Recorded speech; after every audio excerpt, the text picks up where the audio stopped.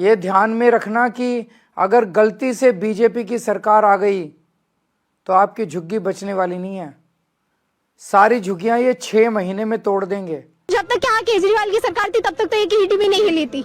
आज तो ये अपनी मनमर्जी से इनका गुंडागर्दी चल रही है। सीएम गुप्ता जी कह रही है अभी सैटरडे को उन्होंने बोला स्टेटमेंट में कि कोई झुग्गी नहीं टूटेगी, फिर भी यहाँ सैटरडे को ही झुग्गी टूटी है। और हमारे प्रधानमंत्री मोदी साहब जी कह रहे थे जहाँ झुग्गी वहाँ मकान। कहाँ है मकान? हमें तो नहीं दिख रहा। कुछ लोगों को मकान देके कुछ को बेघर कर रहे हैं। ऐसा क्यों? क्या सीएम रेखा गुप्ता का ये कर्तव्य नहीं बनता? वो दिल्ली की मालिक है, उनका ये कर्तव्य नहीं बनता कि यहाँ आए, लोगों की समस्या सुने, उनके डॉक्यूमेंट देखे, उसके बाद कुछ बोले? यहाँ इतनी प्रॉब्लम झेल रहे हैं और आज तुम हमें बेघर कर रहे हो। वोट लेना होता है तब तो यहाँ सारे नेता आते हैं। अवैध उन्हें दिख रही है। उस टाइम क्यों नहीं कहते कि ये जमीन अवैध है, इन लोगों से हमें वोट नहीं चाहिए? रेखा गुप्ता बोल रही है कि इसी दिल्ली के जनता ने उनकी सरकार बनाई है। ये जब सरकार बना सकती है तो गिरा भी सकती है जनता। वो ये भूल रही है। 28 साल बाद बीजेपी आई है। अगर यही माहौल रहा तो 50 साल बाद आएगी बीजेपी।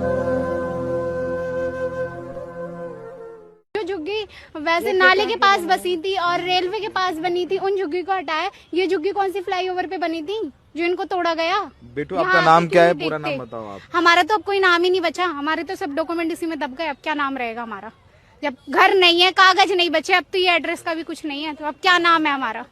कुछ नाम नहीं बचा। ये लड़की देखिए, ये भी हमारे साथ रात में यही गुजारती है। रात में 3 बजे बुलडोजर चला है, हम लोग घर पे सो रहे हैं, हमारे सामान नहीं निकाल पाए। कौन सा सरकारी काम रात में 3 बजे होता है? दफ्तर 10 बजे खुलते हैं।